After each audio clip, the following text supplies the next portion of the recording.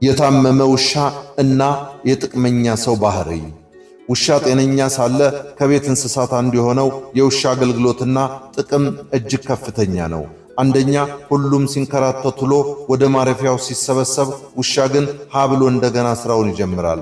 በበረት ያሉ ላሞችን፣ በሮችን፣ በጎችን ወዘተ የመሳሰሉትን ንብረቶችና የተኛ ባለቤቱን ተግቶ ይጠብቃል። ኮሽ ሲል ድምፅ ያሰማል፣ ይጮሃል።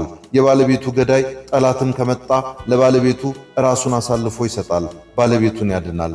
ሁለተኛ፣ ውሻ የሌለበት ቤት ለብዙ ችግር የተጋለጠ ነው። ጨለማውን ተገን አድርጎ ነጣቂ አውሬ ቢመጣ፣ ሌባም ቢመጣ ሁሉም በቀላሉ ዘርፎት ይሄዳል። ስላለ አይቆጠርም።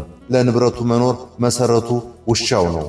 ሶስተኛ፣ የየራሳቸው አገልግሎት ቢኖራቸውም ከቤት እንስሳት እንደ ውሻ ለባለቤቱ ራሱን አሳልፎ የሚሰጥ ታማኝ የለም።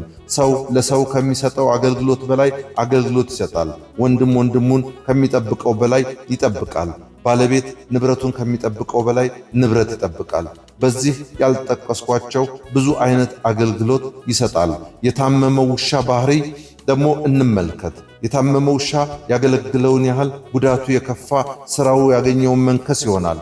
ባለቤት፣ ጎረቤት፣ ጠላት አይልም። ያገኘውን ይነክሳል፣ በሽታውን ያስተላልፋል። ጥቅመኛ ሰው በእንዲሁ ነው። መጀመሪያ እንደሱ ያለ ዘመድ የለም፣ የማይሆነው የለም፣ እንደ ሻሽ ካልተነጠፍኩኝ ይላል። ሲያስነጥስህ አብሮ ያስነጥሳል። እንቅፋት ሲመታህ እኔ ልደፋ ይላል። ትን ካለህ ሕክምና ካልወሰድኩ ይላል።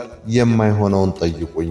ጥቅሙ እየጎደለ ሲመጣ ወይም የጎደለብኝ ሲመስለው በአንድ ጊዜ ተቀይሮ ያጎረሰውን እጅ ካልነከስኩህ ካልበላውህ ይላል። ሲወጣ ሲገባ ያወደሰውን ስሙን ያጠፋል። ላገኘው ሁሉ ስጋውን ይበላል። ቤተሰቡን እንደ ጠላት ይመለከታል። ከዚያ በኋላ የሚያቆመው የለም፣ ይቀጥላል። በእያንዳንዳችን ዙሪያ ብዙ ያበደ ውሻ የሚመስሉ ሰዎች አሉ።